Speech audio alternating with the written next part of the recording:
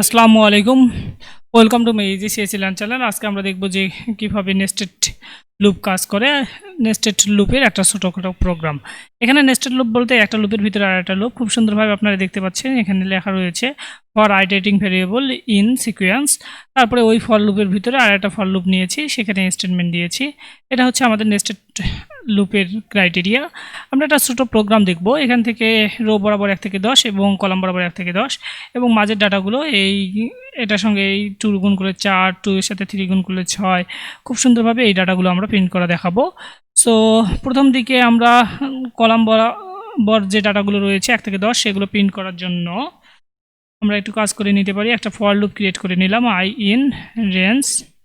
এখানে যেহেতু আমাদের ডাটা রয়েছে 1 থেকে 10 পর্যন্ত, সো 1 থেকে 11 পর্যন্ত আমরা নিতে পারি।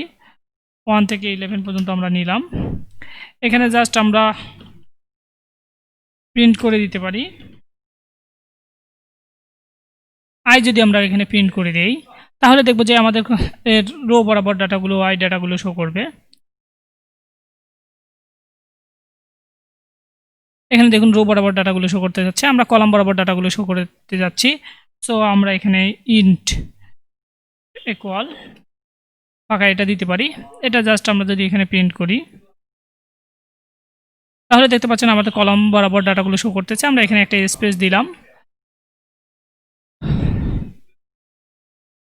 সো আমাদের স্পেস দেওয়ার ফলে এখানে ডাটাসমূহ খুব সুন্দরভাবে দেখতে পাচ্ছেন। এখানে ডাটাসমূহ কলাম বরাবর ডাটাসমূহ চলে এসেছে। এখন আমরা রো বরাবর ডাটা নিয়ে আসার জন্য ফর যে ইন রেঞ্জ দিলাম। যে রেঞ্জের ভ্যালু হচ্ছে এখানে রো বরাবর দেখতে পাচ্ছেন 1 থেকে 10। সো এখানে 1 থেকে শুরু করে 11 পর্যন্ত ডাটাসমূহ শো করবে। সো আমরা এটা দিয়ে দিলাম এবং এখানে আমরা একটা ফাঁকা প্রিন্ট করলাম। এখানে যদি আমরা একটা ভেরিয়েবল নিলাম কে এর ভিতরে যদি আমরা আই এর ডাটাসমূহ রাখি, এখন এখানে যদি আমরা আই এর ডাটাসমূহ প্রিন্ট করি, মানে কে ডাটাসমূহ প্রিন্ট করি, তাহলে দেখতে পারবো যে আই এর ডাটাগুলো একবার এখানে চলে আসলে সেটাই বারবার রিপিট হচ্ছে। আমরা সেই সংখ্যাটা দেখতে পারবো। এখানে দেখতে পাচ্ছেন যে আই 1 হলে আই 10 বার প্রিন্ট হচ্ছে, এই 10 বার প্রিন্ট হচ্ছে, আবার 2 হলে 10 বার প্রিন্ট হচ্ছে। এখন এটার সঙ্গে যখন আমরা একটু জে দেখি, সো জের ভ্যালু দেখলে বুঝতে পারবো যে যখন আমাদের আই 1 আসলো 1 থেকে 10, জের ভ্যালু যখন 2 আসলো 2 থেকে 1 থেকে 10। এখানে দেখতে পাচ্ছেন খুব সুন্দরভাবে মানে প্রত্যেকটা 1 to 10 এটা 10 বার প্রিন্ট করতেছে। এখানে আমাদের 1 to 10 এখানে 10 বার প্রিন্ট করতেছে।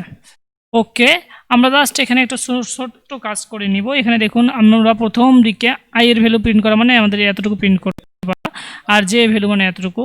আমরা আই এর সঙ্গে জাস্ট জে গুণ করলে দেখুন 1, এই যে 2 এর সাথে 1 গুণ করলে 2, 2 এর সাথে 2 গুণ করলে 4, 2 এর সঙ্গে 3 গুণ করলে, মানে আমাদের জের ভ্যালুটা ইনক্রিজ হচ্ছে, বাট আই এর ভ্যালু যেরকম রয়েছে সেরকমই থাকতেছে। এবং পরবর্তীতে দুটো গুণ করে আমাদের এই দিকের মাঝের ভ্যালুগুলো চলে আসতেছে। সো আমরা এখানে জাস্ট আই ইন্টু জে দিতে পারি। জাস্ট এখানে প্রিন্ট করে নিলাম।